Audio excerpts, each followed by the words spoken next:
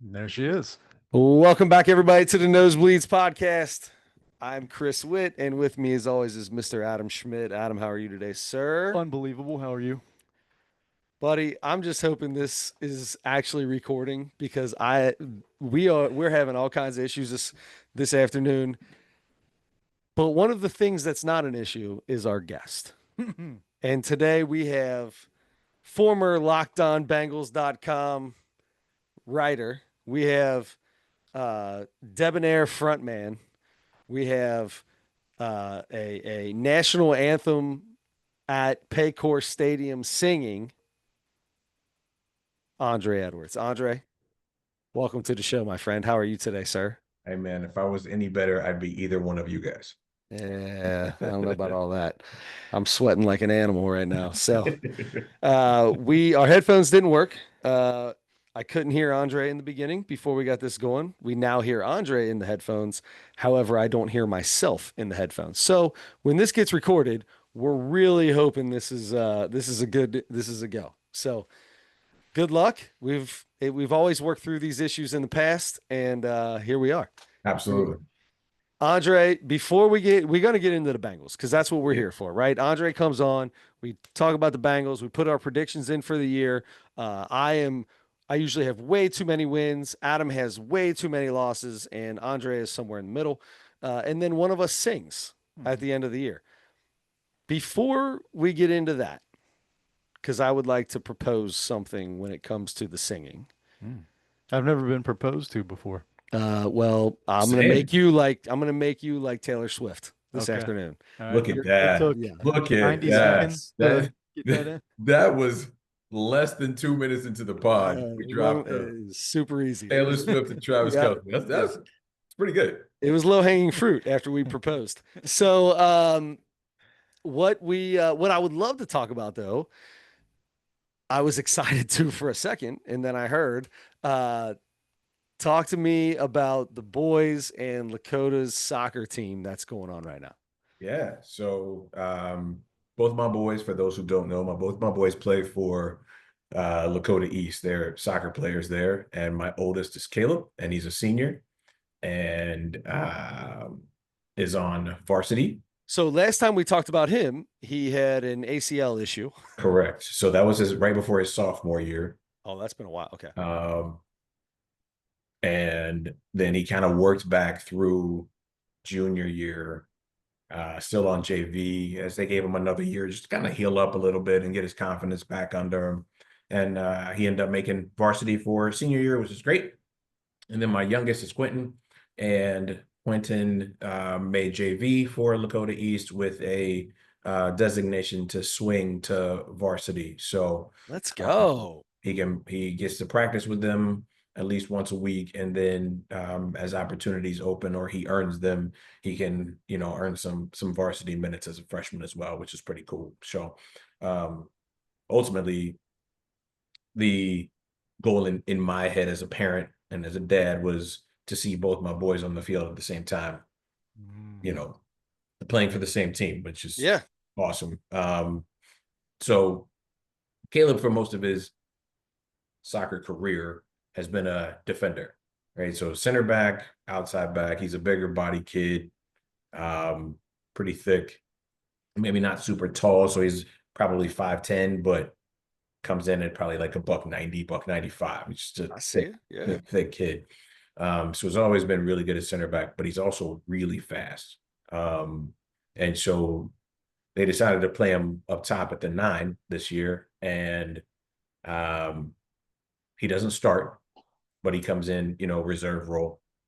And he got a couple minutes the first game, maybe 10 minutes or so the next game. By the third game, he really started to make an impact on the team and actually scored a goal, which is like his first goal. Obviously, if you're a defender, you don't get to score very many, right? It No. was his first goal in forever, and it was just super cool to watch him kind of battle back and um, get that opportunity to score. So I posted that all over social media and was super excited.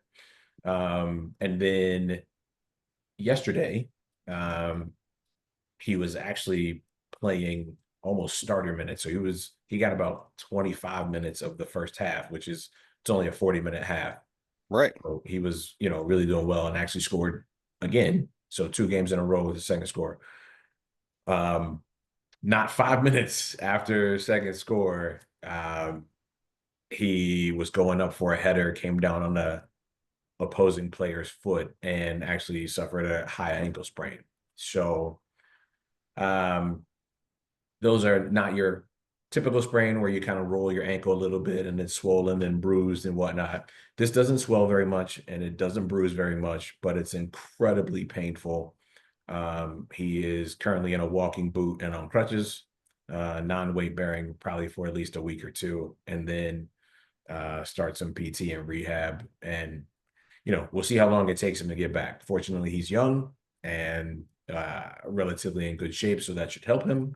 But these things can, linger 3 to 8 weeks, and that's, knock on wood that he doesn't need surgery or something like that. So, just thoughts and positive vibes, and if you're the praying type, some prayers thrown his way would be appreciated for sure.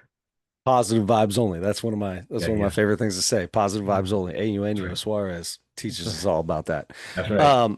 So man, I'll tell you what, that is so tough for a kid that just like all he wants to do is play his favorite sport in high school and he knows he's good enough because he's great and you just can't stay on the field. So, two questions to it. In my world, which is the baseball world, uh, this can happen to you in high school baseball and still have a ton of opportunities to get scholarships and make it to the next level in college because summer ball is where you have your showcases and you have all your tournaments. You're going to PBR tournaments and perfect game tournaments and all these things like that in summer ball. That's where kids are actually getting looked at now in baseball. Is it the same in soccer or is the high? Because like in baseball, the high school baseball season is about pride and who you play for in your school. It is not a lot about how well you do. They're looking at that in summer. Yeah, Um, it's similar in soccer where you might get some looks in high school, but not a ton. It's really about club team and club soccer, which will come in the spring. So he'll train and whatnot over the winter, and then come springtime, spring ball is when they start doing tournaments and ID camps and things of that nature. so will that be, he's a senior now, right? Correct. Will that be too late to try to, for scholarships to come along or did he get enough stuff in junior, like at the end in the spring of his junior year? Was he back and able to play? What He do we was got back going and on? able to play, but he A wasn't. shell of himself. Yeah, Yeah. yeah. I So feel you. um, I'm not even 100% sure that he wants to play on Okay. the next level. Um, I'm sure if someone offered him the opportunity, he'd be like, "Oh yeah, sure, let's do it." But um, I think his focus more is looking at trying to find a physical therapy program. Dude, that's Again, like so how many people got hurt in high school, yeah, work through the injuries, and end up they're like, you know what? When I go to college, I'm gonna be a physical therapist. yeah. I want to be or an He assistant or he whatever. he fell in love with the people, right? Sure. Of how hard they work and how much they poured into him, and he wants to give that back to other folks, which I thought was Mm, pretty neat. I So love cool. that. Yeah. So cool. That's why my sister became a nurse because Yeah, when my mom was sick, we had great nurses. She had great nurses, and my sister was 13 or whatever, Hmm. and she's like, you know what? I'm gonna be a nurse, Hmm. and that's what she is. Yeah. That's yeah, cool. I love Super that. cool. So the young one, you said he's a freshman or sophomore? freshman. Freshman. Yeah, JV, yep.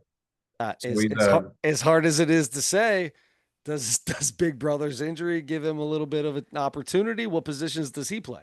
so he's more center back and six, so more of a defensive minded kid than what Caleb has been deployed as this year. So Caleb also played center back, but this So year they so just real moved him quick, just up that. just for people like me that are Yeah. soccer Sure. struggle with, Sure. it's 11v11, Yep.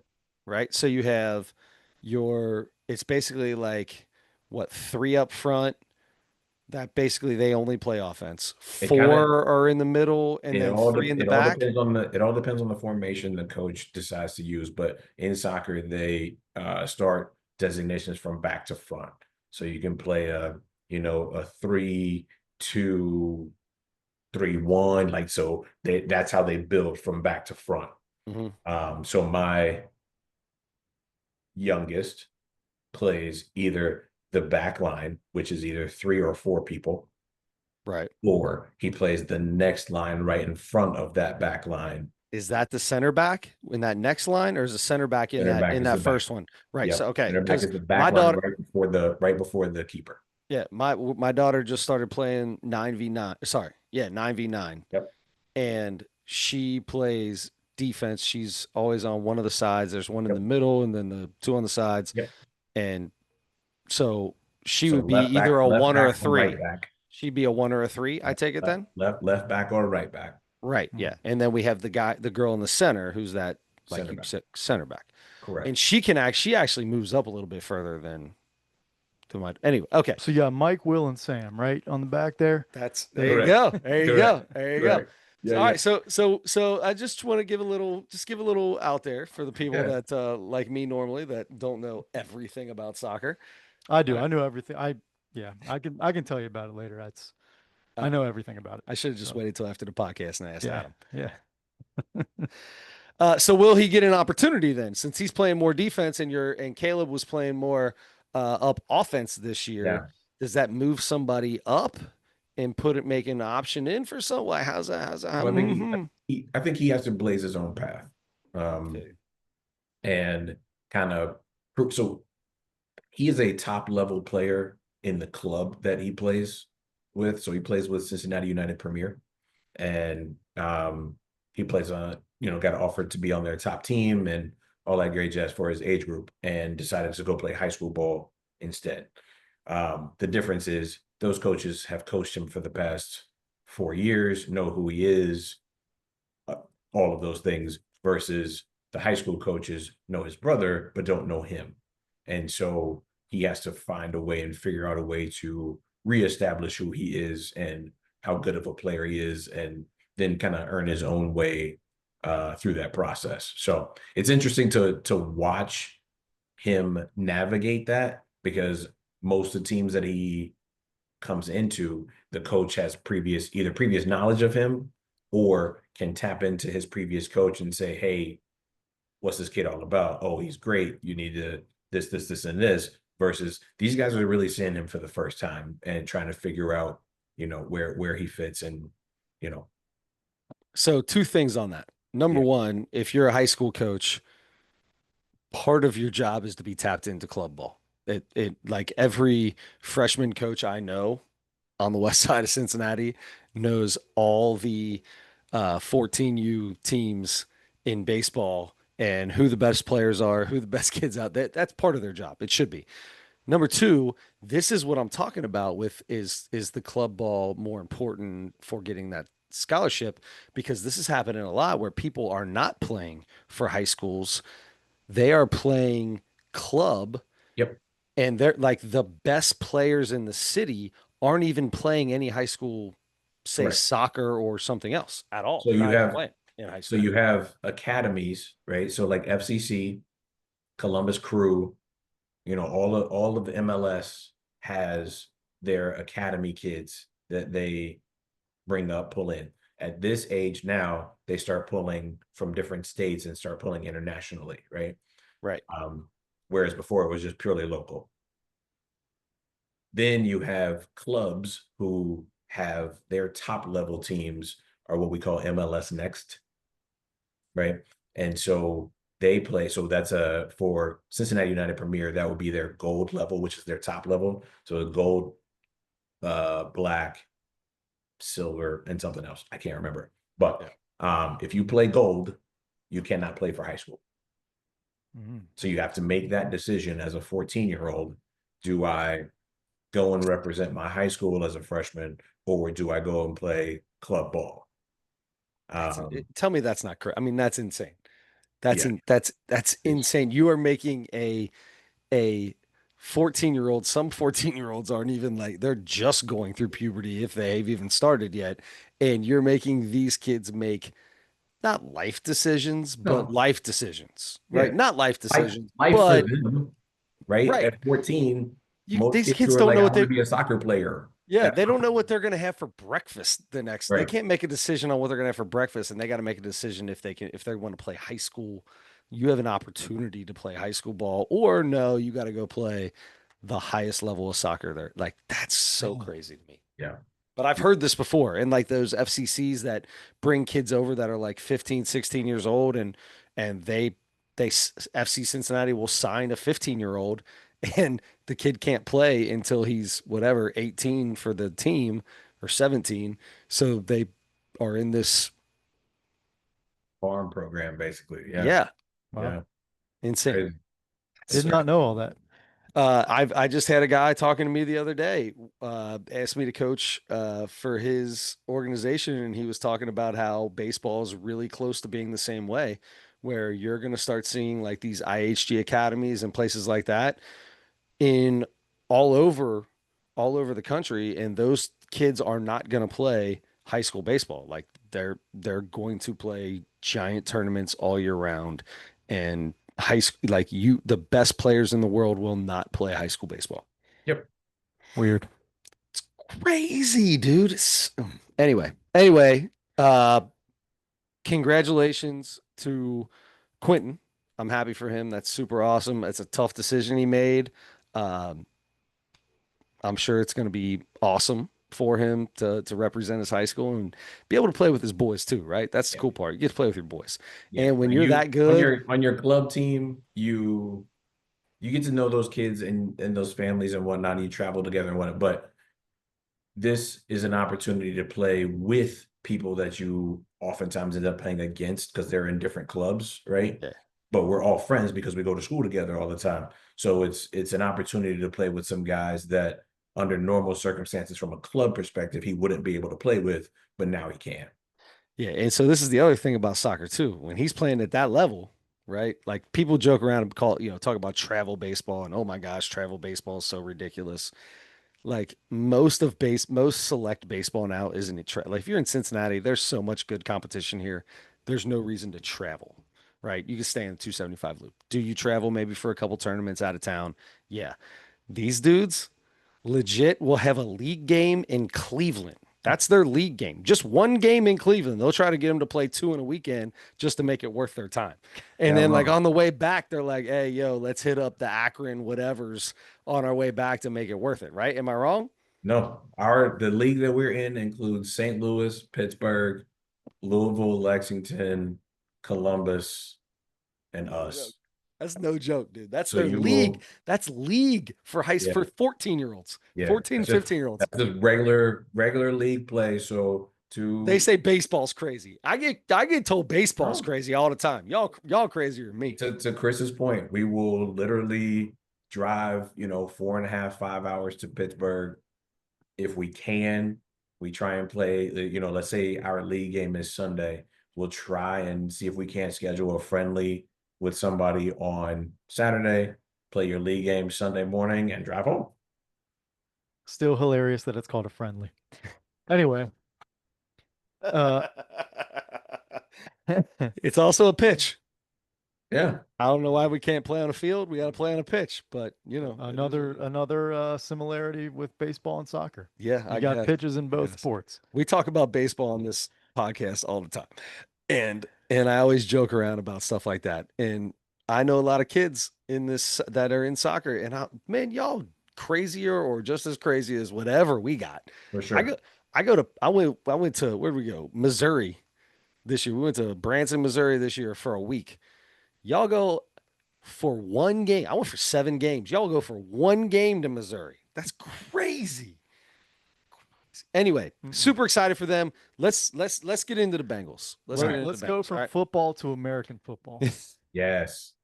From football to football. Football. Sorry, you gotta Right. stay with the accent. Yeah. Gotta have it. It's got a squiggly on top. Squiggly. And That's what it's called. It's called a squiggly. last time I looked it up, that's what it said. I said football with a squiggly. Is it an ampersand? No, that's the and sign. That's the and sign. What's it called? Do you even know what Is it it an do you is know it what an umlaut? I don't know. I don't An even know. umlaut is the two dots. umlaut's the Umlaut's two the A dots? tilde is the squiggle. Okay. Which Tilde. which one is above the U? I think it's the umlaut, which is the two That's what I dots. thought it was. Oh, I thought it was the squiggle. It is not. It's the two dots. I wonder what it makes. So obviously the umlaut makes it sound like ooh. Correct. Like it's Football. like an EU sound, like football, Football. Yeah. football. I learned that in German in Yeah. high school. I didn't learn a lot in French. One time we were playing, just quick side story. We were in French class and we had to play Monopoly in French. And everybody sits down. There's like 3 games of Monopoly, played for like 2 weeks because it takes forever to play Monopoly. And you're supposed to talk and speak in French the whole time. You know, like when everybody's quiet and you say something stupid and everybody shuts up at that time, class is loud. I don't speak French. I didn't speak French then, didn't even pretend to. Dude rolled doubles twice or 3 times, whatever it was, like where you go to jail. So everybody's quiet. And I said, Succès to be you, eh? That's the best French I got. I would just say yes to everything because I know we is. Yeah. Oui. I would just make that my answer Oui. for everything.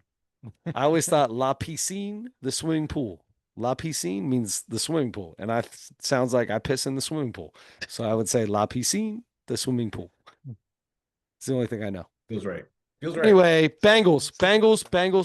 Getting ready to Focus. start. Kickoff. My proposal. Yes. I don't know if you know this or not. No. Adam is a professional comedian now. Yes. He has been paid to do stand-up comedy. He is a fish. It doesn't matter how many times.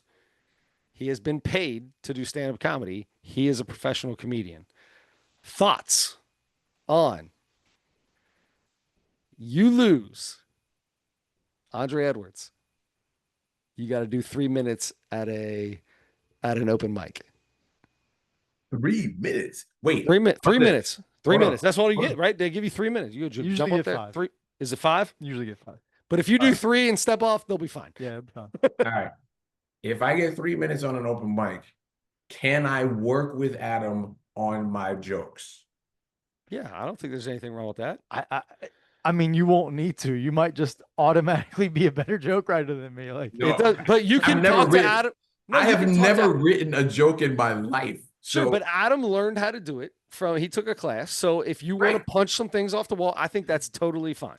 Okay. To get some advice from the professional. Yeah. Absolutely. all right, I mean, Absolutely. Are you in? I'm in. All right.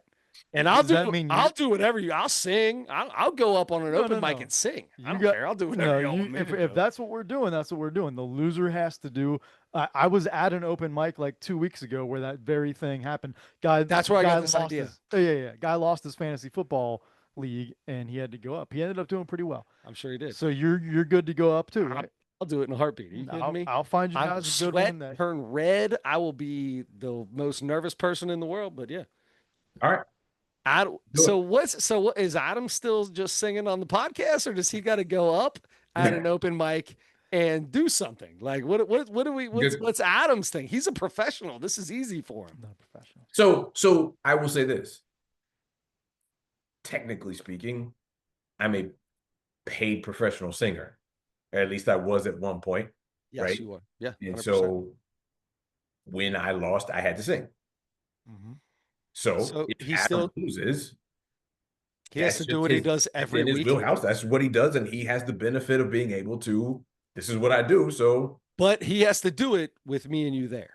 fact, Are we in? yes. So that'll be the difference. Is Yes. it's not just going to be him walking into a little bar in Hyde Park with nobody he knows on a Tuesday night. Correct. He'll have me and you standing Yes. sitting up front. Yes. And there's one that we can do. There's one that's only once a month, but it's in Westchester, which will be closer to you, right? Whoa. I'm not doing that go bananas thing you just did. No, that's not. That's in Oh. Montgomery. That's in Montgomery. Oh. This is a little tiny. It'd be perfect for you guys too. For me too. It's a little tiny. There's like, I've been to it twice. The first time there were 2 of us, that did it in the whole place. And the second time, there were four of us, and two of the guys were singers, and two people did comedy. If that's the case, Adam sings, we do comedy. It's on a Perfect. Saturday. You can't find a Saturday open mic except for that Saturday in Westchester. So am I Travis Kelsey and you guys are Taylor Swift right now? Are you saying yes to the proposal? Uh, I am, yes. I'm I saying think yes. we are. Yeah, let's do it. Let's Think we are. All go. right. Let's do it. Love it. Good Ooh, call. this just got real. Now I got to really think about this. All right. So I No got more, no more 14 and threes from Chris. Bengals may not be 15-2 this you year. guys are going to be surprised because I went through beforehand and marked my wins and losses. I already have mine marked. So I usually wait for you because I need the information from you guys, especially from Andre, who knows what he's talking Oh. about. And I am influenced on my picks. I did them beforehand. I'm All not right. changing anything, but I'm going to be interested to see what you guys come up with. So, want to jump right in? Let's get it. Week 1, Sunday, um, September 7th at Cleveland. Open on the road in a rivalry game. Andre, what do you have? I'm just kidding. Man, I really want to pick a win here. I promise you, I really, really, really, really want to pick a win here because Cleveland's offense is trash. Who is their second wide receiver in Cleveland? Shador Sanders. Webster Slaughter? I don't know. Shador Sanders.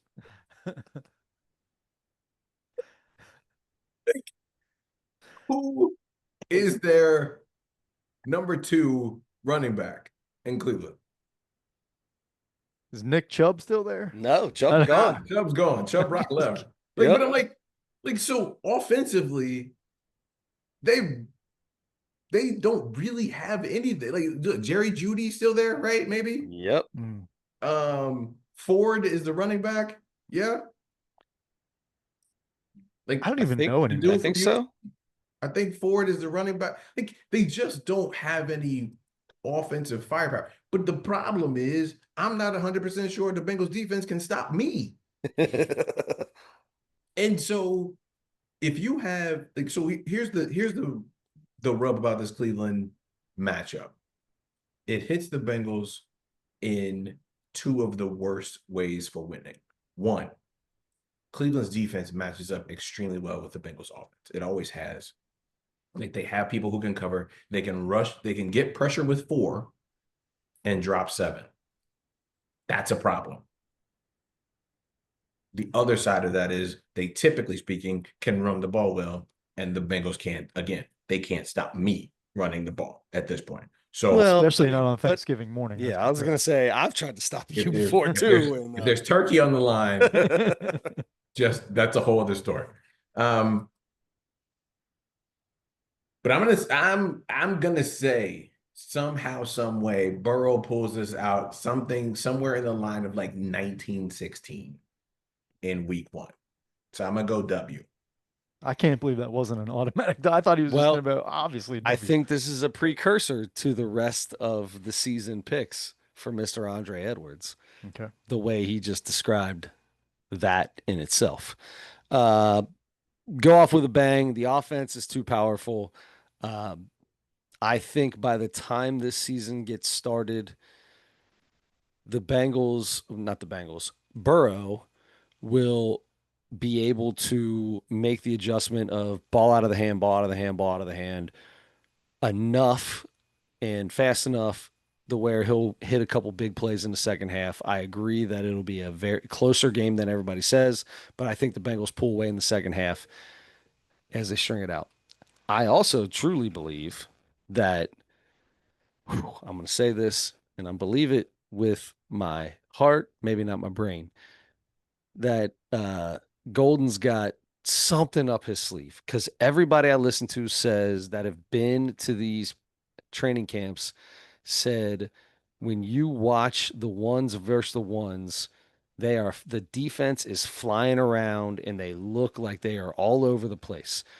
In the games, when they've played the preseason games, it has not looked that way at all.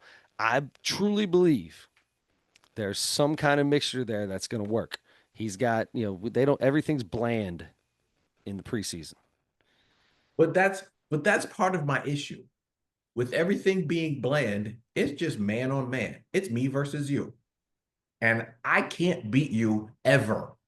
Well, that's fine. Yeah. So do we have can he put together these crappy pieces and parts to make a team, right? Then we have a team defense. Are we more of a cover two team? Are we something a little bit different? I don't know. But I'm trusting. I'm not a golden domer, but I'm trusting in my man. What's his first name? I keep wanting to say Al Golden. Yeah. Oh, Yeah, that's right. Al. Okay. I trust in Uncle Al. I trust in Uncle Al that he will have something slightly different ready to go once they get out there. I do not understand how they can be flying around and so fast and making great plays in practice and they lock up, especially like you said, when it's being bland, because that should be the most easy. Don't think, just move. Let's go. But I'm a big fan of trust the process. All right. I trust the process. I did read an article on ESPN this afternoon that said they are putting in, obviously, with a new defensive coordinator, a new defensive scheme, and they did not show anything purposely Well, sure. in the preseason. And everybody in the building believes that the season's going to be way different. The building also And believes that their I defense know. is good enough to not make any moves at all. So the building can Well, stick it. they made a very big move in signing Trey Hendrickson. We'll talk about that later. I have Week a 2. win in week 1, so we all three have week wins. Week 2 is home against Jacksonville. Chris. Andre. No, I went first. Chris. I got it, no problem. I'm gonna go with a dub here. I think the golden hair had a little bit of a sophomore struggle, and I don't think that team's very good. I think the Bengals have shown that their offense is fantastic. They should be able to beat teams like this, teams like Jacksonville, teams like Cleveland, even with a terrible defense. Sure. And it was 2024, and we said New England is terrible.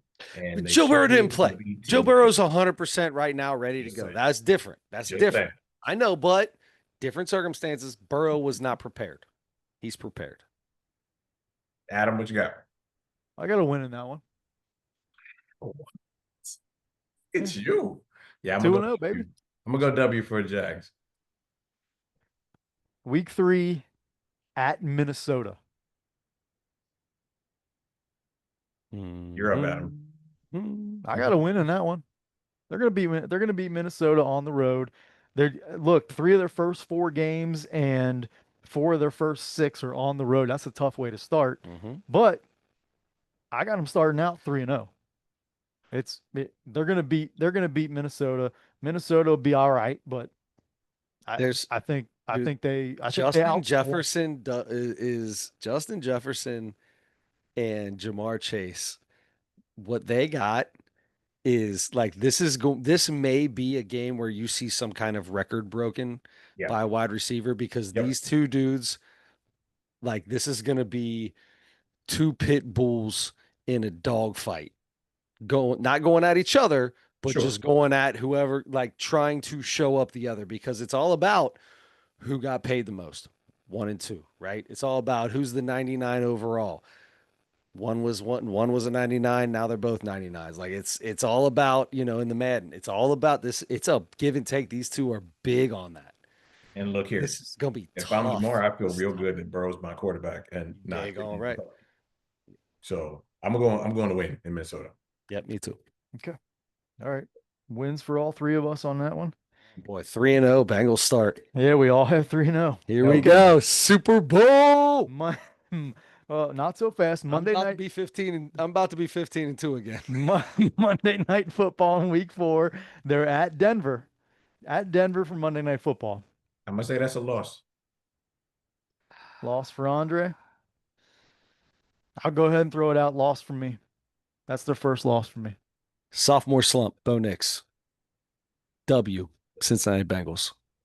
Yep, 15-2. Here we come. 16-1 coming in. 16-1. All right. Week 5. Week 5 at home, back home against Detroit. I'm gonna say loss. I'm going to go with an L in this game as well. Okay, I have a loss as well. We have This is not good. first week we all three have a loss. All right. Week 6, Sunday at Green Bay. Back on the road already.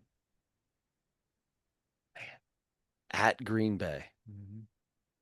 Got to be nice to do these picks as the season goes on and not Sure. all of them right away, right? Some of these teams you have no idea what to expect. I really think Jordan Love is a good quarterback, and I think he's got some parts and pieces around him. Listen, I think the Bengals are going to be better than people think. I think this defense is going to be better.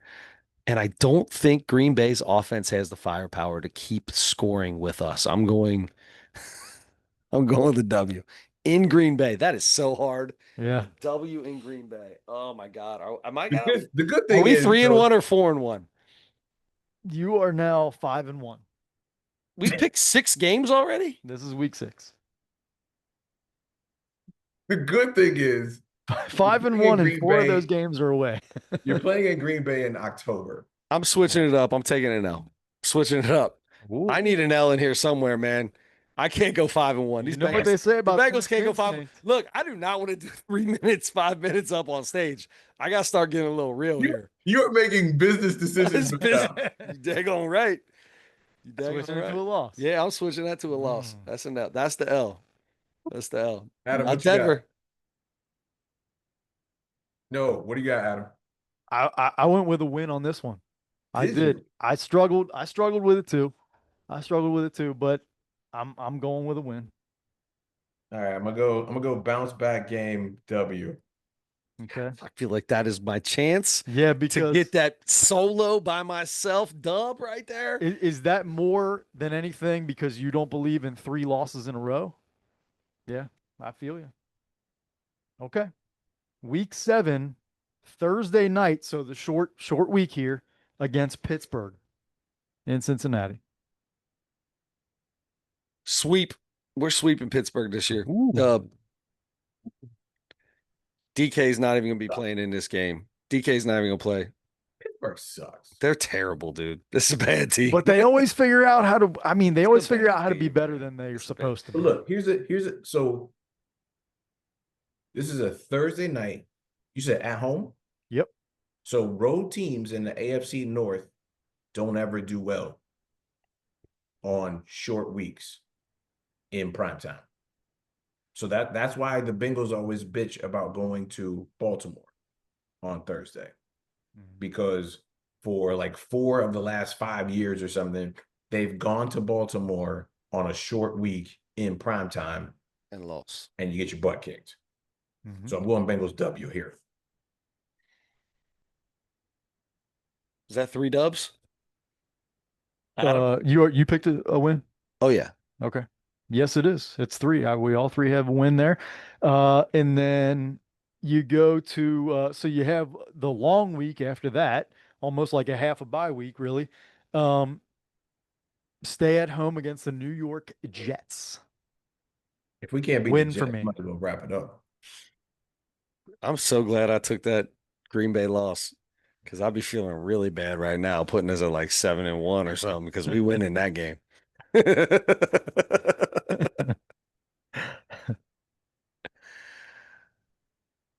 Did you say win, Andre? I did. Yeah. Okay. Okay. Three home games in a row. Staying at home for the Chicago Bears in week 9. Who do they play in week 10? Nobody. They got a bye week 10? Yeah. No, I was thinking like the Bears are a team that could come in and you could have a look like, focusing on maybe like a Baltimore in the next week or something. Yeah. You know what I mean? And you could look past them. That's Yeah. why I ask. It's big to go into the bye on a win. Big It to is. go on. Because then you get like the extra practices off. Coach doesn't make you come in until like a few days later. Yeah. What's Andre's record right now? What's Andre got him at? Don't worry about that. I am worried about it. Hey, look, I only got 2 losses so far. Me too. Yeah, you both Okay. are 6-2 Okay. right now. Okay. Okay. Okay. Okay. Caleb Williams, Roma Dunze. We're all 6-2 right now.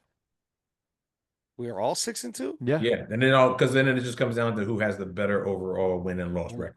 Okay. I need that. I need that Denver win is what I need. You can laugh all you want. Bo Nick's going to a sophomore slump. I'm going W, Chicago. Mm-hmm. At home, we should be able to beat Caleb Williams. We should. All right.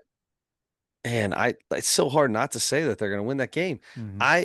I'm trying like hell to talk myself into these losses. You guys have no idea what's going on in my brain right now. I am trying like hell not to have the Bengals at, like you said, 15-2 again, 14-3 again. All right, I'm taking a win. Win. That's 3 wins. So you go into the week 10 bye. We all have them 7-2? at 7-2 at the bye. Hey, listen. Here's the deal, though. Honestly, it should be. They have a schedule of somebody that did not make the playoffs, which is always a little bit easier. So it makes sense that we feel that way. It makes sense. We don't have that Bengals in the playoffs playing Kansas City, playing all these studs on the outside. So all right, I'm good with this. Buffalo, stuff like that. Okay. Week 11, you come back and you're in Pittsburgh. I'll go first. I already called it. Sweep of the Steelers. You did. I took a loss in this one. Took a loss in Pittsburgh. I don't know. And I needed to find a loss somewhere. Like I we're all hear you. looking. Hear you. Yeah, I think I'm gonna go loss here. Okay. Week 12, back at home against New England. An improved New England team. Very right? much improved. There's a lot of people that say they're going to be really that good. face from Andre was like, man. You know what? I'm back. I'm all in again. I'm back on the bandwagon. 8-2. Let's go. Or is that Nah, man, 9-2 that's now?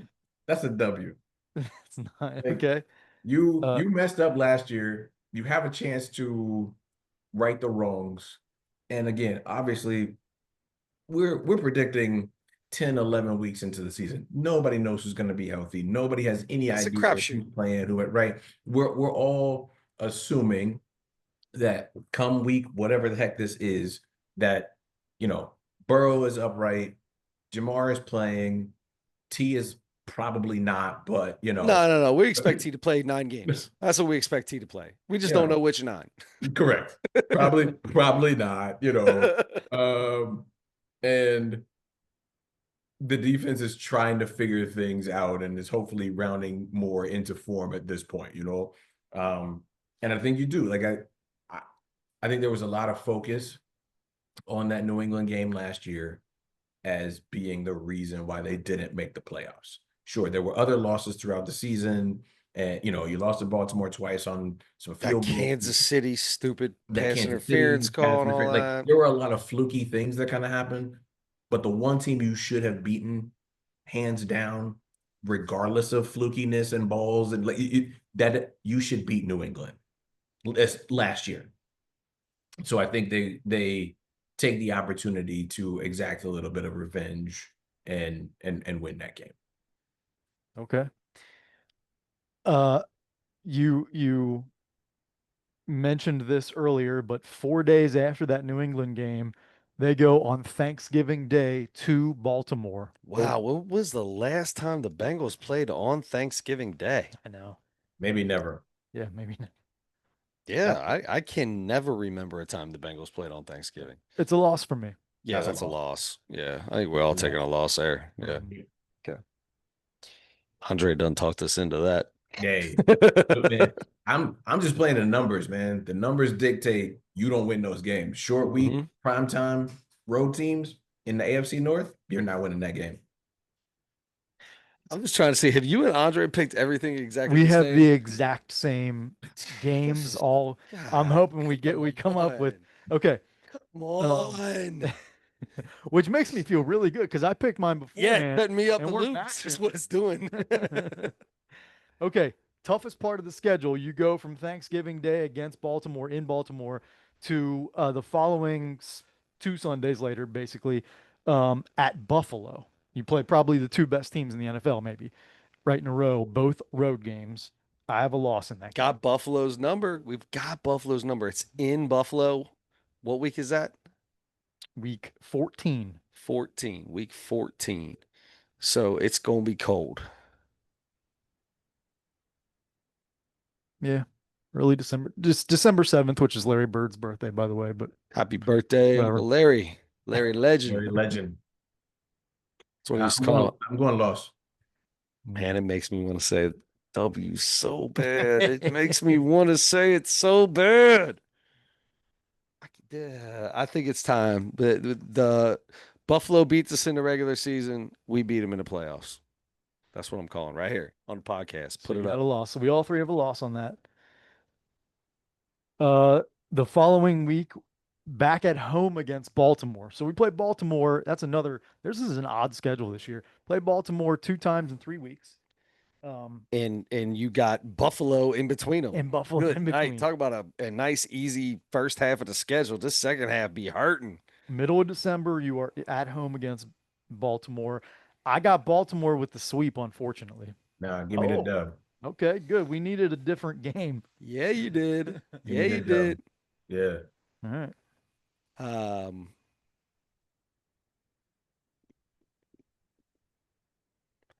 So you're coming off a tough. This is like the end of that 3-week period. I got them losing the last two. Yeah, I'm going with Andre. I got the W too. Okay. Week 16, Sunday night 3. at Miami. Joe Burrow under the lights. Let's go. The Tua Bowl. That's right. There's a reason we won it or lost Really, it. I really, really, really, really, really, really, really wish this was at home Sure, we all do. because Miami sucks in cold weather. Yeah. Like, Yeah, they but are- you don't think Joe Burrow and Jamar Chase are gonna have a blast when it heats up a little bit? but they are garbage in cold weather. They're actually halfway decent in warm weather, but they are garbage in cold weather.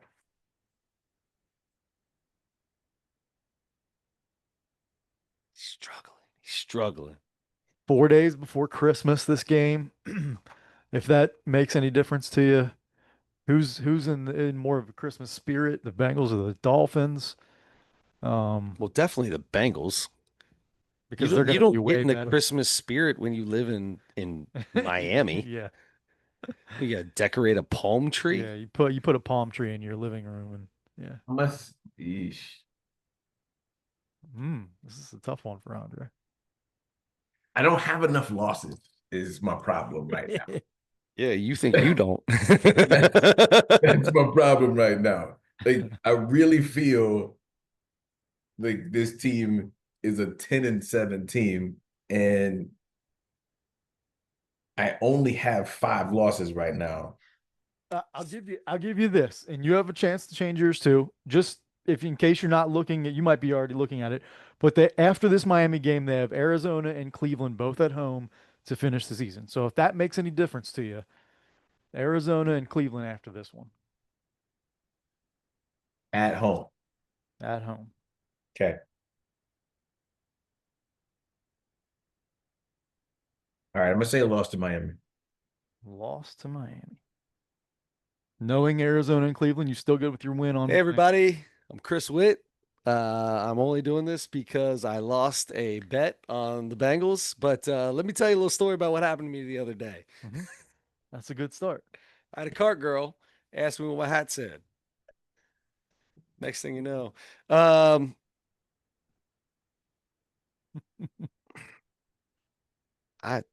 is it my turn? Yeah. I mean, you said win for that game. Yeah, I'm sticking with it. Okay. I'm just feeling the hurt so because then, I got him. Go ahead. So then, week 17, you're at home against Arizona. I got to win. I got a loss. Yeah. I need You got a Win. loss? I need a loss. Yeah. Oh, you they need lost. a wait. Did you say you have a loss? Yeah, they're losing to Arizona. Kyler Murray's about to come in and run up there like Joe. Look, what's my record right now? We are 1, 2, 3, 4, 5, 6, 7, 8, 9, 10. We got 11 wins. We got 11 wins. Joe Burrow may not even play this game. He might sit out the last 2 games. I got a W. Good. W on that one. Good. Okay. Week 18, last game of the year. You play Baltimore 2 out of 3 weeks. You start and end with Cleveland. Is that weird or what? At home against Cleveland on January 4th. I got to win on Yeah. that. I'm ending the season on 3 straight wins. I got a W. They're beating Cleveland. The Cleveland's yeah. I know you're all about them having that matchup. I just feel like this is they're playing either Dylan Gabriel or Shador Sanders at this point, Mm-hmm. and neither one of them are really that good. And so yeah, I would probably end with a W there. Okay. I am one loss short though of where I want to be. Okay. So I've got 11 and 6. 1, 2, 3, 4, 5. Chris is 12 and 5. And Okay. you are 1, 2, 3, 4, 5, 6. You're 11 and 6 as well. Do you notice how he counts the losses? That's what I have to deal with in my everyday life. It's We do easier. this podcast constantly, and my man comes up, and what's he gonna count? He counts the losses. You know what I would have counted? You're The efficient. wins. I'd have counted the wins. I love efficiency. I'm Okay. a positive vibes only. I count wins. Well, How many differences do you two have? let's see. At least 2. We have 2. We have 2. So we shouldn't, hopefully we won't need a tiebreaker between the 2 of us. If they win 13 games, I win. Mm-hmm. Now, here's my question for you. If they go 11, 5, and 1, It'll come down to whoever picks the most. the most correct? Yeah, Okay. wins and losses. Right. Just games correct. Correct. Not correct wins. Games correct. Correct. Yeah. There you go. I should have picked a tie in one of those weeks, man. That would have been great. You're just setting yourself up for going up and doing some stand up. Let's just be Hey, very we are all close now. This is not like normal where Adam's got him at like 6 wins, you got him at 11, and I got him at 15. We are like, we're all really close. This is no matter what happens. This is how you know the stakes went up, right? Everybody was like singing, meh. Telling jokes on stage. Wait a minute, hold on. Let me think about this. Let me be Singing on a podcast where I'm in my basement in a dungeon down here, and you're in your kitchen or wherever your dining room. No, is it an office? It's the office. Is in the office? Like we got that's easy. We can all do that. That's like singing in a shower. Oh boy, if there is one person in the audience that I don't know, that is. I'm sweating right now thinking about it. I ain't lying. I'll tell you what. You got to do this. You've been doing it for a while now. If he ends up, yeah, I was gonna say this is the first time I think this is year 5 that we're doing it, maybe 5 or 6. First year that I am not as nervous because I've been doing this for like 7 months, and I don't ever want to sing in front of anyone. Um, I'm embarrassed to sing in front of myself at home by myself, but okay. All right. I mean, So when you have to do this, are we putting a song on? Like you pick the song and it's like a karaoke kind of thing, or how we doing? Are you singing? no, I'm doing comedy. Oh God dang on. I thought we agreed you were singing and we were doing No, comedy. Andre gave the analogy. He had to sing. He's a professional Yeah. singer. That's right. I remember the conversation now. Okay. Let's talk just for a few minutes about this Bengals team. I know we're doing it in reverse this year. We won't keep Andre too much longer because we do have a pretty fun, I think, Mount Rushmore to go over. So just a couple of questions about this Bengals team. I'm not real comfortable about how I feel about picking these teams. I just want that to be put out there while we talk about No, what's about is to that happen. if you end up having to do this stand up, every single one of our family members, and we have like 80, is go. I'm Are gonna not make gonna sure know about they. it. No, I'm gonna make sure they're there. Whoa, whoa, whoa, whoa, whoa! Time out, time out, time out, If, time if you don't think Margaret and Darnell aren't showing up for this, out. Ah, just telling you. we're gonna get Keith out. We're getting Oh, be fully everybody prepared, out. son. What you guys already think I lost. No, Kinda. we just know that's what's happening. You If guys you already do think lose, if you do, here's what's happening. We talk about it every year. I feel like it's kind of like when you're with someone else and there's a bear chasing you, all you have to do is be faster than the other person. All we have to do is pick one less game than you, That's no joke. and we're in good shape. You guys are the same with one less. If it's 10 wins, I lose. If it's Yes, 11 wins, I lose. Mhm. The correct. only way I win is 12, 13, 12 or 14, 13. 15, Yeah. 16, Correct. 17. And I'm we in, all I don't am feel good about the Bengals being 11-6. I no, mean, we all I am feel in like a it's going to be less than I, that. So I mean, let's be honest. I'm gonna go ahead and I'm gonna go ahead and schedule my time for January 3rd or wherever that next Tuesday is. You guys did okay. It's okay. It's faith, baby. Bengals are gonna be so good this year. yeah. Hey, speaking of that, Andre, what I normally am very lazy about it, and I'm just like, hey, tell me about the new people on the defense and the offense and all that stuff. I want to start with 2 days ago. This, and it's a good thing we didn't do this last week, because then the Trey Hendrickson piece fell into place Yeah. a couple of days ago. How I imagine, because we all agree that the defense isn't very good, but without Trey Hendrickson, it's maybe one of the worst defenses in the league. How important is this? Is it? Uh, I mean, he'll be fine this year. He's gone after this year for sure now, right? No, not I can necessarily. still tag So him. so yeah. Probably the biggest surprise outside of it only being a 1 year deal is that there was no provision that the Bengals couldn't tag him moving forward. Um, Everybody was kind of thinking, all right, look, probably 3 years. You get guarantee in the first year. Trey wanted at least a couple of years worth of guarantees. The Bengals were anti that the entire time. I don't ever think they had really any intention of doing that. Um, but I think the general thought was, with if you want to come together on this, guarantees in the first year, some sort of guarantees in the second year, maybe not the whole thing, but some, and then the third year is kind of a funny money, get rid of trade type of move. So the fact that they settled on basically a 1 year pay raise, I would have thought that he and his agent would have negotiated some sort of "you're not allowed to tag me moving forward" deal. That being said, like, if I'm Trey, as much as I want the security and whatever, let's say I go out there and I drop 16 or 17 sacks, 18 sacks again this year. You want to tag me? All right, I just made 30 mil. You want to tag me at 37, 38, whatever that number is. So I just made $68 million in 2 years. All right, I'm cool with that. So I think, to your point, like, this defense would be in a world of hurt without Trey. It already is not great. Take away a dude who was the runner-up for Defensive Player of the Year, and it's just a recipe for disaster. So when we're I think we all feel like the offense is going to have to carry this team at least for the first part of the season while the defense kind of gets its feet under it. You need a guy who can close at the end of games, and that's Trey Hendrickson's specialty.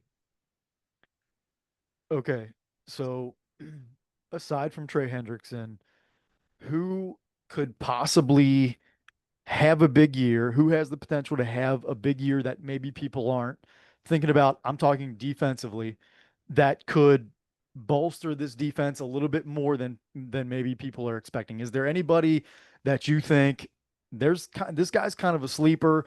If he plays really well, now we're talking the Bengals defense is middle of the pack, maybe just above, something like that. Is there anybody? I'm not sure there's anybody that really gets them to that level because I think this is probably a top 20 defense, as currently constructed. There's some pretty big holes at safety. Um, Logan Wilson kind of scares me a little bit. He looks like he's lost a step. I don't know that that's true or not, and maybe it's all the vanilla stuff they're throwing out at the beginning of the season, but he just looks a little slow. You got Knight coming in as a rookie.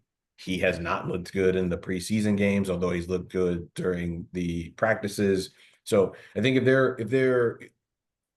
you allow me the latitude to pick a couple of guys, I would say Chris Jenkins up front, because now if you can get pressure on the outside with Trey and Chris Jenkins pushing up front, I think that changes a bit and adds a dynamic that they haven't had probably since Geno Atkins, right? True.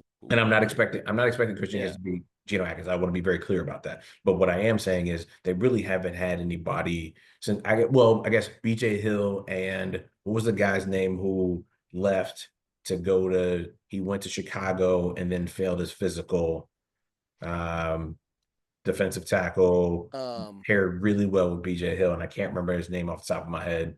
uh, Um, I can't and remember then either. maybe went to play for Cleveland, right? Yes. Yeah. Yeah. Um, and I can't remember his name.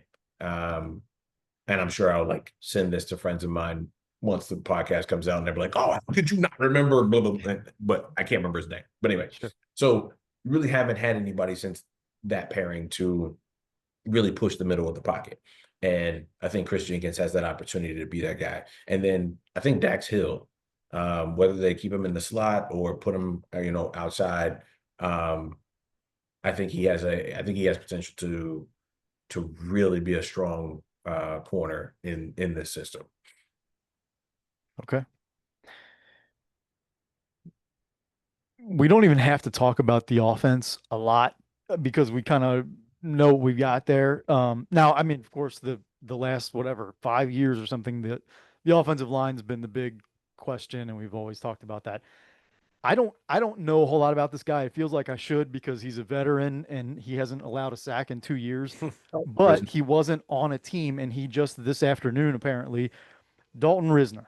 Is that how Yep. you say it? Yep. So Is he going to make any kind of impact? Is he going to make the offensive line significantly better, or what do you think? So if nothing else, he adds depth to. competition, Yeah, well, I depth. mean, Yeah. look, they came out of cutdown day with 8 offensive linemen. I'm not sure I've ever seen anything less than 9 Mm. on a Bengals team. So the fact that they came out of camp and out of cutdown day with only 8 offensive linemen is a bit of a concern. Um, they don't really have. I think I heard maybe it was Paul Dana Jr. said something like they have like 2.75 tackles because you got Obi Jr. and Mims, and then Cody Ford is like half a tackle, and Jalen Rivers is a quarter of a tackle, but nobody is really there to play tackle outside of those two. So they're super thin, and if you look at even the options on the interior, Lucas Patrick, Cody Ford, Matt Lee are all dudes who are either unproven and or journeyman in those positions anyway. So to add a dude like Risner who has some skins on the wall, who hasn't allowed a sack in 2 years, who has been able to jump from team to team and scheme to scheme and still be relatively successful. Like, let me be very clear. This dude is not Max Montoya walking off the street and coming in and locking dudes up, right? But is he better than, Alex Kappa and Cordell Volson? Absolutely. So then why is he not playing for anybody? Because just saying that he's better than that, that's the Bengals. So that our guys should not be on a football team roster, probably. I say that, but like, why is he not on a roster right now? So I mean, you hear different things that maybe he's not the greatest teammate. Maybe Mm. has some attitude issues, problems, whatever. I also think like you take a 1 year deal, you don't secure a multi-year contract, and they draft somebody else and move on. And um, I just think like people are trying to find their own dude. People are trying to find somebody who fits their scheme and fits their process. And Risner just happens to be one of those dudes who is decent. Like again, he's not great, and I want to be very clear about that. He not allowing a sack is awesome, but he's allowed plenty of pressures and all these other things that bring him down a notch or two and keep him from signing long-term deals. He's also 30, 31 years old, and you kind of hope that he is better than what you had. That makes sense. Yeah, I mean, it sounds like everything you said and depth Yeah. is the biggest thing. Yeah. And maybe you catch lightning in a Because bottle, maybe he plays fantastic, and yeah. maybe he's a model citizen for a year, and then you And move and on, like you look, said. look, you got if Lucas Patrick is your starter, the dude has shown the propensity to be hurt. Like Yep. over his career, he has been hurt year in and year out. And so even if Risner isn't ready to start week one, he's going to be relied on at some point. And you would much rather have him be the first guard off the bench than Cody Ford because you don't really have a swing tackle outside of Cody Ford. Like, not really. So you slide Risner in there. That gives you the opportunity to have another solid guard who can play that spot and gives you the position flexibility to be able to put Cody Ford at either tackle if necessary. Okay. Yeah. Any other questions about this Bengals No, I'm team? just sitting here still thinking about what my first, how I'm gonna, do I go back to old podcasts and try to find funny stories? How I'm gonna start figuring out how to write my first joke for this 3 minute thing. I didn't hear half the stuff Andre Well, you said. got five, so you better prepare for five. Um, Wait a minute, hold on a second. I If I mean, do three and I walk off the stage, Wait, is anybody gonna say anything? nah. I have a question for you guys. Now that we know that essentially for this year, Trey Henderson is getting $30 million, Yeah, and you know the construction of the team and where the holes are. yeah. If you had it all to do it all over again, and we're now back in March, and whoever is offering you a second round pick for Trey Henderson, let's say a second and a fifth for Trey, would you trade Trey for the second and fifth and use that 30 million to shore up other spots on the team, or keep it as is? Sure up what other spots? They've already So shored like, everything up. no, your I know safety, we've got next year. your Yeah, yeah. safeties are terrible. Yeah. Don't All right. you don't have a third So of you, a third viable offensive tackle. yeah, Your linebackers, you're starting a rookie and potentially a Logan Wilson who you're like, I don't know. he's a Wyoming boy. He's gonna be fine. Uh, Sure, maybe. so all that, Yeah. uh, Shamar Stewart, from all accounts, has looked really well. Has looked good. Hmm? So my answer to that is, yeah, I take the second and fifth. I But you don't know that in March. No, you don't know that in March, and you also Correct. don't know. You also, God, you also don't know. I mean, you're losing a lot. And sacks aren't everything, right? Like everybody Sure. says, the biggest part, who's the guy you're most scared of? Is it TJ Watt? Is it Miles Garrett? Or is it Aaron Donald who's going to put pressure up the middle? Is it a Geno Atkins who puts pressure up the middle? It's that pressure in the middle. Quarterbacks don't mind having a guy come around and step up in the pocket and let one go. It's when they get pressured from the middle that they struggle, right? So, yes, he led the league in sacks. Yes, he gets a lot of hurries, but already drafting a Shamar Stewart and possibly getting an extra second and a fifth, man. and 30 mil to do whatever you want. to go into free agency after the To do draft and everything whatever else. to do whatever you want. I'd be in on that. I'd be in on it. I think I would I think I would take that, especially the headache that it ended up causing. Like I was looking at him today on TVs on the news and I couldn't hear it. The sound was down, but I'm looking at and I was like, Trey Henderson looks like a dude that I wouldn't want to hang out with. He just looks like that.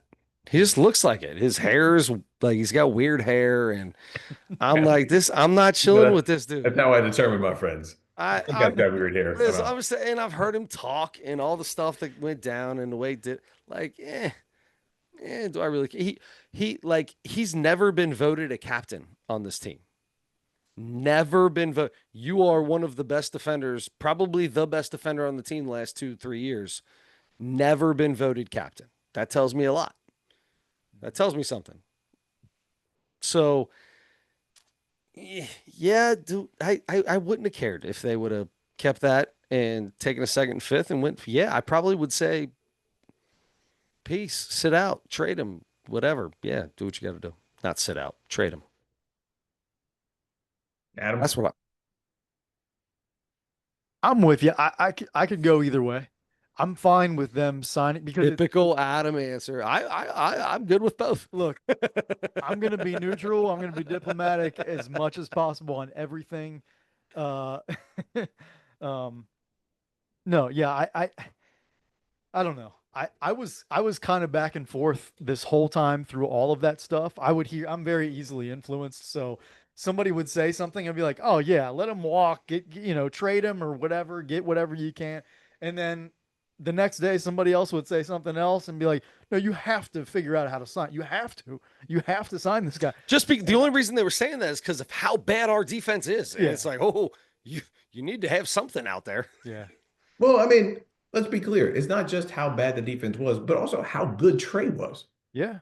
He's not just somebody. Dude was the runner-up for Defensive Player of the Year. Mhm. So he's not just somebody. He's a dude. Oh Yep. yeah. Yep. Who needs to get a haircut? Sorry. Okay. Listen, we gotta move into we're staying with the Bengals and we're staying with the defense because we have the Mount Rushmore of all-time Bengals defenders. Is Trey Hendrickson on that list? Hold We'll on. find out. I want to know what Andre's answer to that question is. Oh, I thought he said. Sorry. They're not. I probably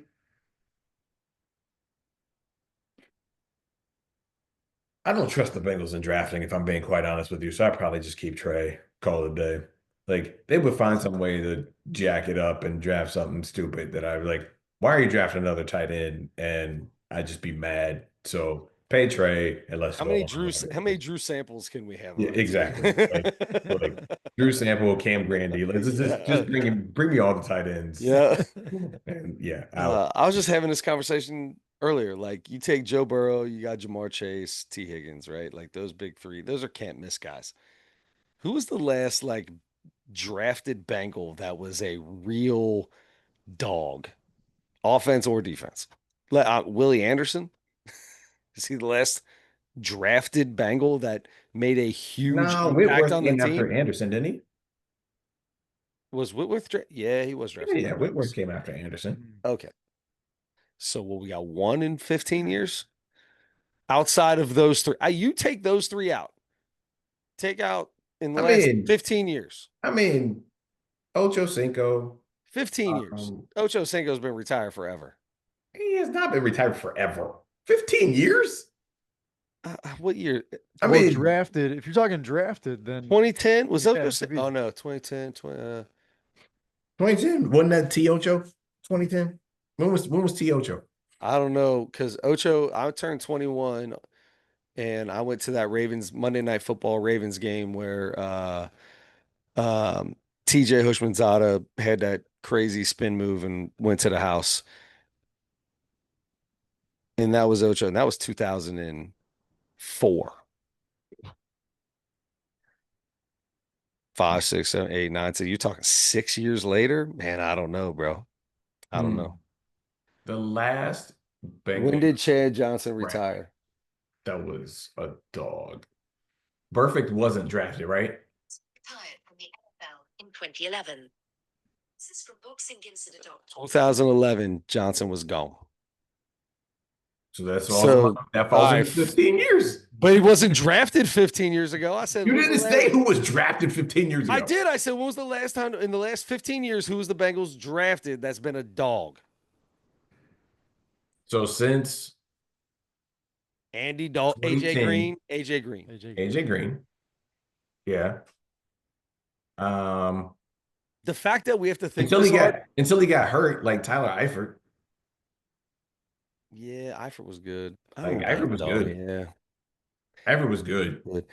Okay, when was the last defensive player they had that was a dog? They haven't had a defensive player as a dog since Lewis Billups, probably. somebody's been on the Google machine.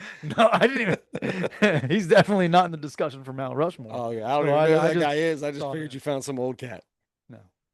Yeah. I got to think about that. I mean, Vatez perfect. But I don't think he was, I think he was undrafted, right? Oh yeah, Wow, was he yeah. undrafted? Yeah. I think Perfect fell out of the draft altogether. Oh, because he was a knucklehead and nobody. Yeah. Oh, what are you talking about? That Yeah. dude was a saint. Yeah, yeah, yeah. He had like Forgot. two little itty bitty little Shih Tzu dogs. What kind of dude? What kind of badass looking dude has Shih Tzus and is a bad person? Something happens to people when they cross them white lines, man. Yeah, I don't know. He ain't lying. Anyway, that was my point. That's my point. That's my point. So I agree. Not my point. That's your point. It's to your point of I agree with you. I don't trust the Bengals to draft anybody anyway. Yeah. Still, whatever. Yeah. Pick somebody up. All right, let's get to it. It's time. Adam, go ahead. Yeah, Mount Rushmore of defensive Bengals, all time. So it doesn't matter what year. Your top four Bengals defenders. Andre, would you like to start? Sure. Okay. I'm gonna go with the dude who has the coolest nickname in the game as far as I'm concerned. The Rattler, Mr. Ken Radley. Okay. In the Ring of Honor, way too late. Should be in the NFL Hall. Like I actually just got into NFL Hall of Fame. Like, dude he's legit. So Ken Riley. Second, I'll go with Tim Crumry. To Chris's point earlier, like no quarterback wants pressure right up the gut, right? No. And I genuinely believe the Bengals have at least one Super Bowl if he doesn't break his leg in that Super Bowl versus San Francisco. That dude was just unstoppable. He was unbelievable. And to then come back and play at the level that he played with after that injury is just unreal. So I go Tim Crumry. My favorite defensive Bengal of all time, Mr. Geno Atkins. Geno Atkins, like, revolutionized and changed the game when it comes to interior pass rush. Everybody wanted to talk about Aaron Donald and how great Aaron Donald is, and I'm not taking anything away from Aaron Donald. Geno Atkins was Aaron Donald before Aaron Donald was Aaron Donald. He just absolutely destroyed interior offensive linemen. Yep. He was a joy to watch. You could tell offenses game planned around that dude. And even when they did, there wasn't much you could do about it. And he was just fun to watch. Yep. And then I'm gonna pay respects to my man Trey. I think he is. Reggie Nelson may have an argument to be made, but I think he is probably, for me, heads and shoulders the best free agent acquisition that they have made from a defensive perspective. Back-to-back years of 17 and a half sacks, leading the league, being tops in the league in pressures and just being a disruptive force. When you need a game to be closed out, Trey Hendrickson, Yeah, go get them. right? Like, hey, Like, T-back, we're up by 10. Go get them. like let's go, right? Release the hounds. Let's get it. Shut it down. Make it happen, Trey. And again, another player that teams have to account for. We the one of the problem with the Bengals defense is and why we had so much trouble coming up with names is you just don't have a lot of players on that side of the ball that people need to account for. He is a person you have to account for because if you don't, he will absolutely destroy any game plan that you have. And so those are my four: Ken Riley, Tim Crumry, Geno Atkins, Trey Hendrickson. Like it. I like it. I love the Ken Riley because I mean, obviously he's starting to get more and more accolades. Um, way too far in the future from when he should have got him. But I'm not gonna go with him because I ain't gonna lie to you, I never watched him play. So I love the Geno Atkins. I'm definitely going Geno. Geno is one of those dudes when you sat down and watched a Bengals game during that time, you're like, this dude is talk about a dog. Like this dude's a dog. He's maybe there you go, last 15 years. Maybe Geno, Fourth rounder. a dog, undersized little guy, just a straight dog. I'm gonna go another undersized, not really undersized, but um, yeah, I guess it wasn't undersized. One of my favorite linebackers of all time. I love Takeo Spikes. Okay. I loved Takeo Spikes. Like when he was here, we have not had any linebackers that anybody can love. Our linebackers have been terrible for a long time and undersized. We've got a lot of small, we've always had little guys. I mean, you had Malaluga and guys like that, but like I love Takeo Spikes. So I'm gonna go Takeo Spikes and then go back to the heyday for the last two. Obviously, Tim Crumry, in my eyes, best defender the Bengals have ever had. Love Tim Crumry. Guy's unbelievable. My all-time favorite Bengals defensive player ever. We talked about this last week. I had two starting lineups of Bengals defensive players. One of them was Tim Crumry. The other, David Fulcher. Yeah. Love David Fulcher. I went to Wow. one game when I was little. And I remember it was against Detroit. There was nobody at all in Riverfront Stadium. The place was empty. And I watched some guy come across the middle, and David Fulcher, I thought, broke him in half.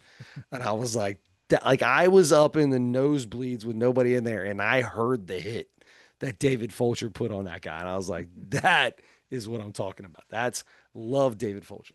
Yeah. Okay, I got nervous when Andre was doing his because Same exact four. his first three I had, and I'm like, please don't say, Who's please last? please don't say Carlos Dunlap because I put Carlos Dunlap on there. Did you? I did. Dunlap had Really? like if you look at his career numbers, if you go career numbers of Bengals, like his career numbers are probably as good or better than anybody Yeah. as a Bengal. So I looked at numbers, and this isn't the be all end all, of course, but he's number one in franchise history in tackles for loss, number one in quarterback hits, number two in sacks, number one in forced fumbles.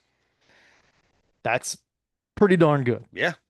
So That's pretty darn good for a Bengals franchise that is known for their defense. I had so Geno Atkins, and they played together the whole time. That was the Tonka toy package. Yeah. Yes, it was. Yes, Yep. yeah. Yeah, I had Ken Riley. He was all time first in interceptions, by twice as many as the second place guy.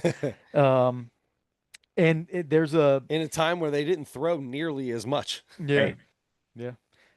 There's I think I got this on it wasn't Pro Football Focus. It was Football Reference. Yeah, like Yeah. baseballreference.com. They have approximate value, which is supposed to be.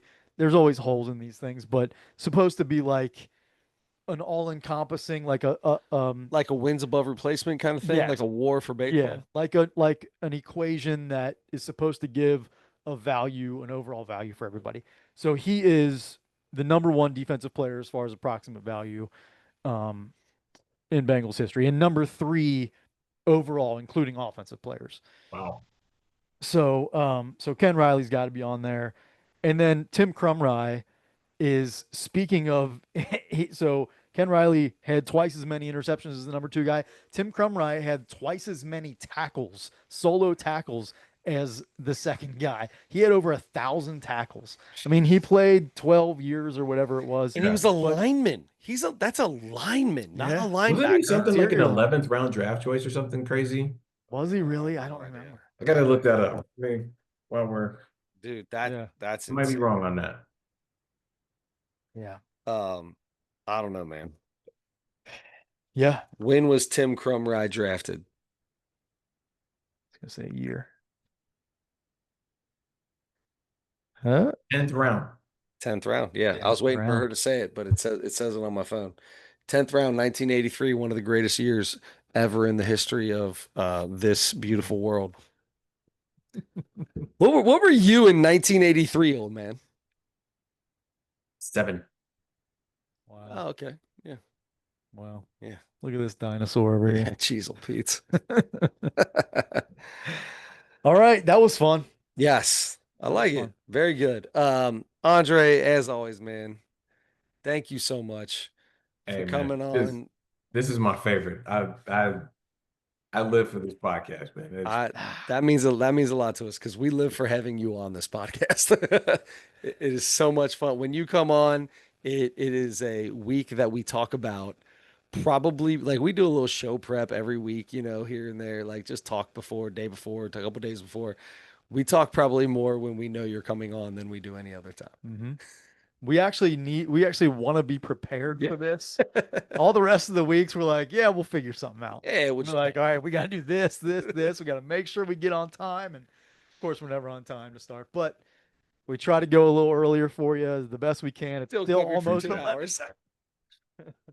Sorry, brother. Yeah. Appreciate your right. time. You Thank are you the- so much. Go to bed and good luck for the rest of the soccer season. Do you guys come to the West Side at all? You got any Coleraine, any we Oak might play Oak Hills? Hills. That's right down the road. We might play Oak Hills. You know what? I'll Look it up. If y'all I'll shoot come you guys. I'll shoot you guys a copy of the schedule, and if there's Definitely. something close, let's Yeah. make it happen. for both, if Yeah. it's JV or They play on the same varsity. day, so it's all good. Oh, perfect. Back to back. Cool. Yeah, definitely Yeah. let me know. I'll Definitely come let by. us know and we'll be there for sure. Cool. All right, brothers. Hey, appreciate Love you, it. Andre. Have a good one, man. Andre Edwards, ladies and gentlemen. Here's the thing, the craziest part of this. I have no idea. I'm hoping this recorded because I can't hear anything in my headphones. That might have been of the 8, 9, 10 times Andre's been on this podcast in 6 years and 5 years. That might have been my favorite Yeah. podcast we've ever had with Andre. I'm with you. 100%. I hope this works. If it doesn't work out, I quit. Here's the deal. Even if we only hear Andre's voice, which I can't, now I hear nothing in my headphones. No. So even if we only hear Andre's voice, I'm good with that. then If we we'll don't just put hear that his- on there. Yeah, if we don't hear his, We're still posting it, even if it's just Andre. we'll figure something out. We will figure out a way. To I get think we're that gonna on be if it's not- okay. Positive vibes only, baby. Positive vibes only. Yeah, that definitely works for sure. Gotta put it into the world, man. Put it into the. Gotta have that aura. We have one more thing to do, Yes, we do. and that's the comedy. Well, we got to get this out of the way. I got to get something out of the way first. I need to ask you, as a matter of fact, Okay. you played golf today. I did. I got to play. I'm still in my golf You can uniform see- for the day. Yes. Got the little, what do you call this? The net hat. Got the little flags on the golf shirt. And what does your hat say? Hat says "Dad in the streets, Daddy in the sheets." If you don't know what that means, Google it. It'll Hey, tell you I didn't something. know what Netflix and chill meant That's for true. so long. So That's, yeah. it is what it is. All right. So Joe Leonard, huge fan of the podcast. When we have had when we did a soccer podcast, Joe was our our guest for that. Close friend of the show. He's our law guy too. Oh, We're still 100%. gonna Yeah. have him on at some point to talk. Still not 100% that I understand, although I heard a lot about law today. Mhm. Got a lot of receivers and litigations and lots of words that, for a building materials guy, flies right over the old. Look. Do you know how many times people were talking today, and I wanted to look at them and say what my grandpa always used to say to people: when people sound like they're talking too smart, Grandpa would look right at them. Boy, you got to put that in hillbilly for me.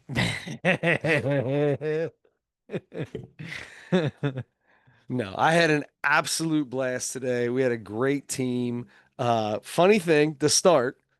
So, golfed with two people I never met before. First off, shout out to Tony Vafasimatikatahia. I can't say his last name. Sounds Italian. It sounds Italian. It looks Italian, I think.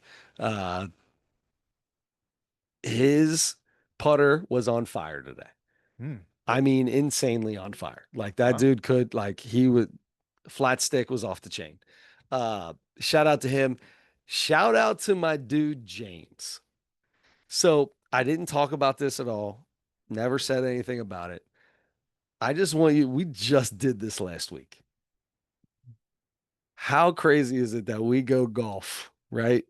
And in my foursome with Joe Leonard, fan of the podcast, maybe this is why he called me and asked me to be in the podcast. His dude, James, is the fourth. James is from England. Ah, My couple of English Yes. Jameses. I wanted to so bad be like, dude, I talk in an accent all the time and tell people my name's James. And I was like, nope, not doing it. I'm not even gonna bring it up. Okay. Because this dude's name really is James and he's from the other side of the pond. Nah, I'm good. I'm good. I ain't about to play Good around for with this. you for holding back. Because old Chris, Old Chris 8 would've- years ago and beyond would have thrown that out there immediately. No way. And I would have talked like James the whole time and probably irritated the living daylights out of this guy. Instead, we had a really good time. He was awesome. It was a lot of fun. I had one of the greatest golf shots of my life today. It was a little island green, par 5. We're about 220 out, and we were deciding if we were going to lay up and for two and chip up to the green, try to get a birdie, and we had one of them. Actually, it was James.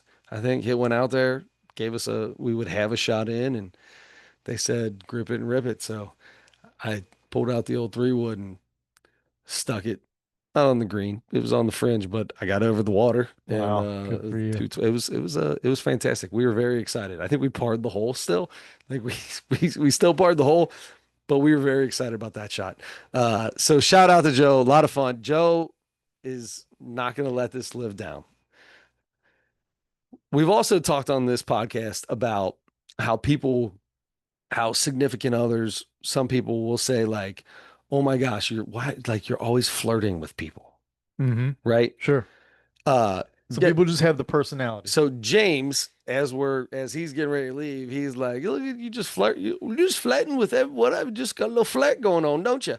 And I'm like, what? No, I was just being nice. Sure. Yep. So I had my sunglasses on my hat all day, and I had taken my sunglasses off and just had, well, I don't know if I was holding them or what. Older lady, she's a little older than us, little 10, 12, 15 years.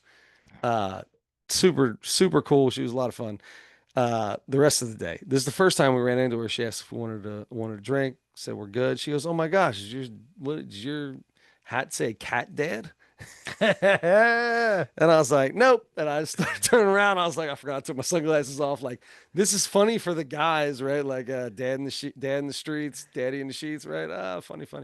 Not for a 50 plus coming up and having a conversation with you. She does not know what Netflix and chill means. No, probably not. So what was it saying? I said, oh, Joe looks at me and gives me a little smirk. It's just me and Joe at this point. The other two had already driven off. And I was like, dad in the streets, daddy in the sheets. And at first I was like, she walked into something she wasn't ready for. Like, yeah, sorry. That was, it just happened. And I was like, man, no, she's probably embarrassed that she asked that.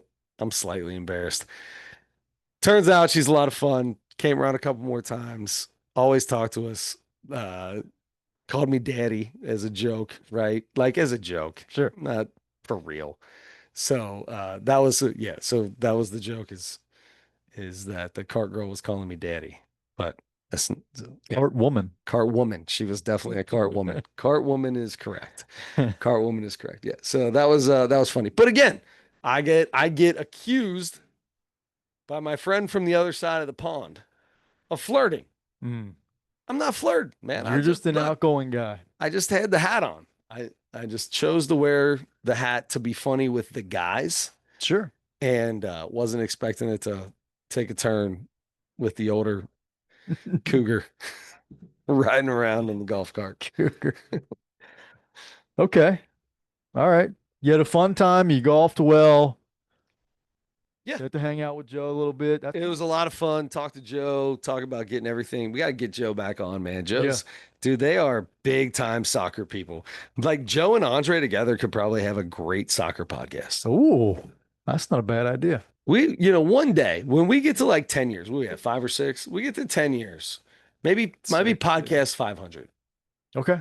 We do. That's not that far away. What are we on right now? We're at not- 340. Yeah, that's a ways away. Okay. We do get everybody together, and we talked about doing this at 250 and a lot of other things. But we got to find a way for the Nosebleeds podcast to celebrate the people that have stuck with us for all these It's years. like the whack pack from an Alex Stern show. All the people that frequent the yes. Howard Stern going off the air. Did you hear that? No. Howard Stern canceled. No way. Yeah. Wow. That. Off of satellite radio. Yeah. Well, he invented he Yeah. was the first on Sirius. Yeah. Wow. Yeah. That's crazy. I mean, that's a 50-year run or a 45-year run or something like that? Since he started on radio, Well, probably yeah. pretty close to that. Yeah. But when he got on to when satellite radio started, I feel like I was at Remeyer at the time. So Oh yeah, 20 plus years ago. Yeah, yeah, that was that. I mean, that's 20 plus years ago. Yeah. He was and he was on regular radio for a long 15 time years before that. At least, yes. Yeah. Yeah. That's crazy. Wow. Howard Stern done. Yeah. And I'm sure he's not done. I'm sure he'll find something to do. If he wants to, he can do kind of whatever he wants. I feel like old boy's got a little bit of cash on us. Yeah. I feel like he's got a little bit of cash. Okay. We got to talk about Jim Jefferies. Let's talk about Jim Jefferies and let's get this thing done because you need to go to bed. Yeah. Hopefully we both go to bed. You got to work too. Yeah, that is true. Yeah. But I got to work from home the last 2 days. Really? Yeah. Which Good is for you. hardly, it's just never going to happen again, probably. But I had all day training the last 2 days that I could just access via any computer. So yeah, got to. It's awesome. Yeah. I love it. Anyway, back to the office, back to the regular It stuff sucks tomorrow. because now you have to go back to the office after we stay up till midnight doing a podcast. And but you know what? I have something to look forward to. I got a half day Friday, and then Monday we got a 3-day weekend. Yeah. And You got a 3.5-day weekend. 3.5-day weekend, and I have a little trip that I'm excited about this weekend. We're going into comedy. Quickly tell you, I'm going to Indianapolis Friday night for Louis C.K. Yeah. Get to see him in person for the first time in my life, That's awesome. and maybe last time because he's always talking about retiring. And then I'm staying there on Saturday. I'm seeing Kevin Nealon in Indy. Oh, nice. Yeah. I bet Kevin Nealon will be good. I love Kevin Nealon. I Yeah. think he's gonna be really good. Yeah. That's awesome. So a little 2-day, 1-night Yeah, deal. Old school cats too. I'm going up by myself. I'm just gonna enjoy a little comedy. As a matter of There are fact, plenty, dude. There's some places I'm going to shoot over to you to go try. Make sure you jump into. in Indy. Yeah. Okay. Oh, you know what I was about to say to you? I What? was about to tell you to get Hot Boys Pizza. You know what? I haven't even thought about it. You gave me Hot Boys Pizza. I know. I haven't even thought about that yet. That's amazing. I'm going to be there. I might go twice. Let's do it. Do it. I'm going to be there all day Saturday with nothing to do until the show on Yeah. Saturday. That's not true because I found an open mic Saturday afternoon in Indy, and I'm gonna do an open mic in Indianapolis on Awesome. Saturday afternoon. Good. Good for you. And That's a awesome. Saturday afternoon open mic. I talked to the person that runs it, and I should have expected this because a Saturday afternoon open mic, no one is gonna be at. That's what I figured. And they were like, "Oh yeah." I said, "Is it 5 minutes?" They were like, "Yeah, we don't even really worry about time because there's hardly anybody there." Yeah, I'm like, "Oh, okay." I've already done a couple shows like that, so I know how it is. So, but yeah, and you know what? I have I don't even know what jokes I'm gonna do. do them all. I can do them all. Do them all. Here's the thing. I'm tired of them all. I don't think any of them are good. I've jotted a couple new things down, but they're just ideas. I don't have anything formulated yet. Yeah. I don't. That's what I'm gonna do. I'm gonna come up with. I'm just gonna try a couple of new things that I have not tried yet. There. Joe told me today when we were leaving, he said, why does Adam not just go back and listen to the podcast? You guys have a ton of stuff that he could turn into a joke. That may be true. That may be true. You know, it's funny because I think about this all the time. Like, you hear comedians tell stories, it's the punchline. That's the key.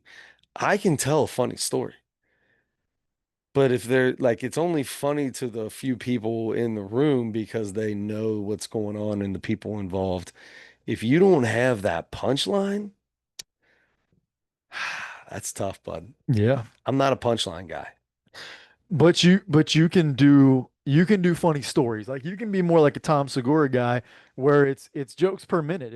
It's even if it's not punchline, you can do stories that might take a while. You might do two or three stories in an hour, 45 minutes, Yeah. but you just got to you just got to keep tagging them. Yeah. You just got to keep finding little funny things as you're telling the story. Yeah. That's as good as anybody who does, 100 one-liners in an hour with a Yeah. bunch of punchlines. Yeah.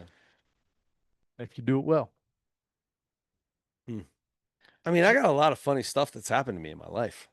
Yeah. I don't have punchlines. Like, I can tell the story about shitting myself, pooping myself, sharting myself.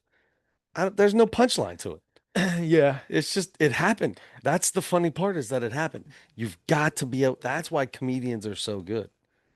Yeah. There is a little bit of a difference between just telling a story, a funny story, and making it for the stage, like in a stand-up show. Yeah. But anyway, you'll figure it out. You might not even have to worry about it. I feel like everybody's waiting, like everybody's expecting it now. I got put into a bad situation because you two have the exact same record. I got put into a bad situation. I should have taken one more loss. I should have given one more loss and then just automatically make it down to who is the best at getting the most correct. I got screwed. That's what happened. That's what happened an hour Wait a ago. minute. Hour and a half ago, I got screwed. Nobody screwed you but you. You chose the games. I already had mine picked.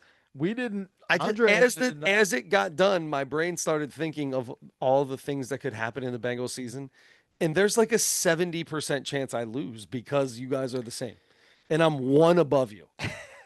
But I feel like it's like that every year because you always have the highest. No, but at least then we're all Wins. mixed. Yeah. Yeah. It's either I'm going to lose or the lowest is going to lose, and the middle usually does well. But it's last place loses. Yeah. Whoever's lowest or highest is usually that. The one in the middle makes it. Now we don't have a middle. Now you two are the exact same. That's true. At least then I had a 50-50 chance of losing. I feel like I no longer have I have a 66% chance of losing now. I do. That's exactly what I have. I have a 66% chance of losing now. Is really because Yeah. Okay. 1 out of 3. I trust you. You're 2 out of 3. I mean, technically, it's always that way. Yeah, but yeah, you're probably right. Jim Jefferies' 2-limb policy. That's so funny, by the way. Yeah. That's such a good joke. Yes. So I'm We can do this together. Jim Jefferies does a fantastic job of making misogyny funny. That's a good way to put it. He does. He makes misogyny funny. And most of the time, like, I'm like, all right, don't get too over the, like, don't get, no, he makes it really funny. Big J Okerson does the same thing. I Big think. J, yes, absolutely. Misogyny funny. Absolutely. Um, In real life, it's not. In comedy, yeah, when you're making obvious jokes, that's what they do. They're jokes. yes. So, dude, I'm not gonna lie to you. I laughed more than I thought I was going to laugh at this. I did too. I agree with you. More than I thought I was. I don't know what I was thinking when with Jim Jefferies, what I thought I was getting into, if it was like a Jimmy Carr kind of thing. I just don't remember just because they got accents. I just assumed it was going to be like a Jimmy Carr thing. And Jimmy Carr's crazy too. Like Jimmy Carr toes that line big time. He's more like what's his name that talks about like killing his nephew's babies and stuff. Like, Oh yeah. you know what I'm talking about? Yes. Crazy Anthony bloodlines. Jeselnik. Anthony Jeselnik. Like Jimmy Carr is really close to being on that crazy kind of level, right? Sure. And I just assumed Jim Jefferies is legit funny. This was legit funny. The the the Hitler mustache joke was, I have pictures on my phone where I will have this giant beard that I have now, and I'm like, I'm gonna shave my beard off. And when I do it, I go through phases. I'll like shave just a little line here, and then I'll do this, and I have the Hogan, and I do the Fu Manchu, and I do the mutton chops, and I do all these things, and I always end up with the little Hitler. I take one little funny picture, and I knock it off. Not because I'm a fan of Hitler, just because it's funny. You got to do it. You You gotta have do to it. do it. You have to do it. That cracked me up. That cracked me up. And he keeps it on for 2 weeks so he doesn't have to do the school line, the school pickup. My wife's not going to send me out to do any chores. Not looking like this. Which is brilliant. So, yeah. All right. In the interest of finishing this podcast semi quickly Filthy. You have filthy written down? and filthy written down, he is absolutely filthy. and not. I mean, he's filthy in a couple of ways. He's filthy in the content. Yeah. The topics that he talks about, and then he's one of those guys that, and I always say it gets distracting. It's too much, but the F-bombs like every couple of words, and it was like kind of sporadic, but there were enough times where it was like, okay, man, I mean, it was enough for me. Just he got a little too dirty, I guess you would say, right? Like there was a couple of them where I was like, all right, bro, you took that joke, once that could have been really funny one step before. Now you're like, whoo, boy, you were trying to toe the line for sure, and you stepped over. Like you got it. Yeah, like there was no I'm cool with toe. it. It don't bother me at all. But you're trying to jump the line. Still funny, but like Still funny. Still funny. I would almost like I really enjoyed this, and we talk about certain scores. You're like, absolutely, I'm going to tell everybody you have to see this. Yeah. There are a lot of people that I would not tell to see this. Oh yeah. Because of that. Yeah, you know what I mean? Changes my score a little bit now that you just said that. Because that's how I like it. That's how I look at the same way, where I'm like, if you get this number above, I'm like, you just have to watch this. You need to watch it. But you're not going to tell your mom to watch this. Hell no, I'm not telling right? my mom to watch this. Yeah, there's a lot of people I would not tell. I wouldn't tell your mom to watch it either. No. But it was really funny to me. You know what? Yeah, I probably You're would. the guys you A work lot. with. Oh my God, they would die. You're gonna be like, Yeah. you got to watch this, Dude, yeah. Don't tell your wives you're gonna watch this. Watch but it with you your wife. watch it. Watch it with your wife. She might learn something about You gotta it. have a very specific kind of wife to watch this with your wife. She might learn something. I wrote down a whole bunch of stuff. I don't even need to. I mean, that was a big thing. Oh, the Tesla ruined households or something like that. I remember that. Yeah. That was hilarious. Yeah, cars before Tesla saved a lot of marriages. Saved a lot of marriages. Yeah. That's what it was. Yeah, Yeah, and then it's just some of the like outrageous. AIDS was the original Ozempic. I mean, that was one of the. The whole LGBTQA thing Yes, I wrote that. was awesome. He did a fantastic job with that. Yes. And I feel like even if you're part of the LGBTQA, you got to laugh at some of that. Like that was legit pretty good. 100%. The A is my favorite part. You Yes. can't put yourself in with them. That's specifically what I wrote. Yes. We need your support. We need your support. You don't know. You are not taking on what. Oh, you don't? Oh, well, that's on you. Yeah, I mean, it is what it is. Yeah, the 2-limb policy thing it was toward the end and it was so fun. I was like, Yeah. man, this is already really good. I almost wrote a score down in the before like 15 or 20 minutes left, but then I was like, wait, I got to see the rest of this because it might go downhill. You got to have one limb that does nothing or does everything. Missing, nothing, or everything. That Yeah. was it. The 3: missing, nothing, or everything. Oh my God, that's awesome. So funny. Yeah, that whole bit was really, really good. Okay. I got my score. I have my score written down. You might have already seen it. I don't know, but I'm covering it up now in case you didn't. I did see it. Okay. I'm sticking with what I had though. Okay. And we're close. Okay. I saw Filthy and then I just looked at the rest of the page. Yeah. There was a Karate Kid 2 reference, and that's my favorite Karate Kid movie. So I couldn't believe no one talks about Karate Kid 2, and Yep. I think it's the best one. Anyway. So do you want to go for I will do it doesn't matter. We're not the same, so it doesn't matter. Okay. 4.2. 4.2. Yeah, I did 4.2. Ooh, that's a big score. Big score. Big score. Like I said, dude, this was funny. There's a couple times where I scared myself. I was just sitting there just listening, and I went, ooh, I got myself with a good one there. Ooh, chill out there, buddy. Just got the whole car laughing here. Yep. Oh, by the way, sorry. Anyway, you do No, that. when I got the whole everybody learned about my clap today too. Oh, is that right? They kept announcing winners for this raffle, and you had to go pick a bottle.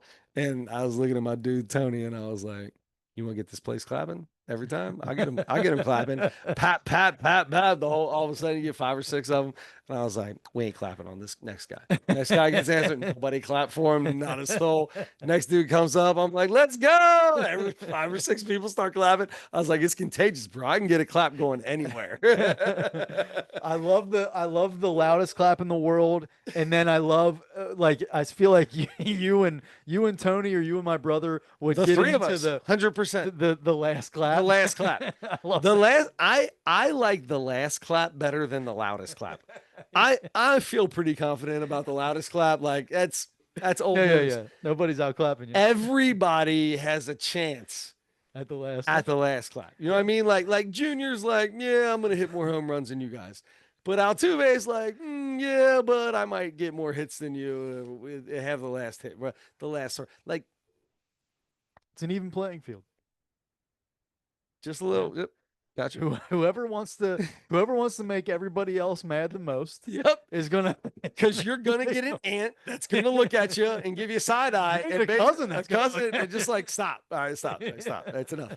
Somebody's already started introducing the next person, and you're still one Okay. clapping in their speech. We're in church. Father's Yes. trying to end this. 100%. Yes, church is it's definitely done. done church. Weddings are my favorite. Church weddings are the best because the acoustics are phenomenal. And when just fathers like saying "Hummity bumty boomity bumity," and you just get up. Even my little ones got, even just a little easy guy Yeah. gets a decent little pop on it. You know what I mean? And you get those acoustics. Everybody yeah. start, what's that coming from? That's Yeah, an echo. You don't even know where it's coming from because it comes from all over the church. That's Jesus clapping up on the altar, girl. These claps are from heaven. Oh. When I put my pen down to write my score, I put my pen down to write 4.0. Thank you. I made it a Thank 3.9. you for not. 3.9. Made it a 3.9. But I just wanted to say that to tell you we're even a little bit closer than Well, we would have been, right? Yeah. But you're not allowed to, so.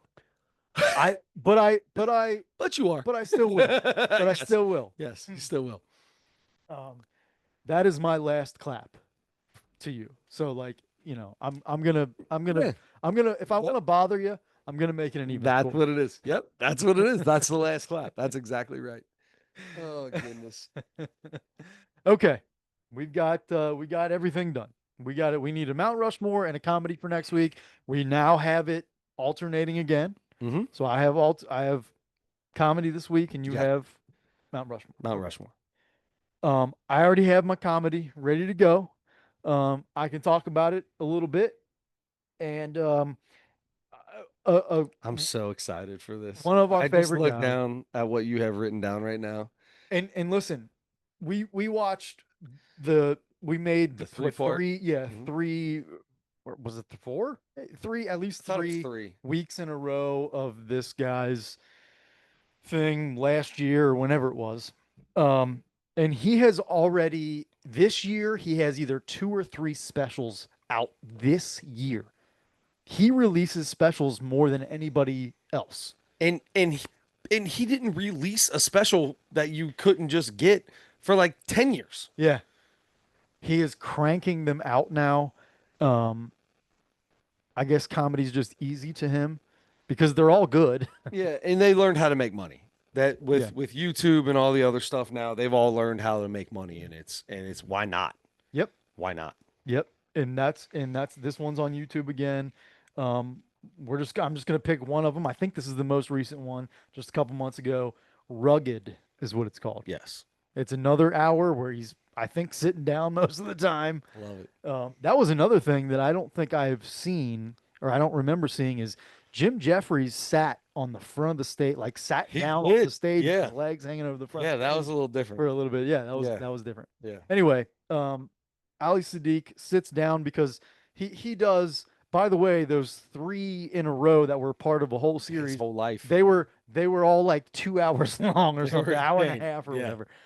This one's a little over an hour, hour and 15 or something like that. So, not quite as big a commitment, but still a long special. Yep. And for them to be that long and him just cranking them out and all of them being good and Yeah. interesting Yep.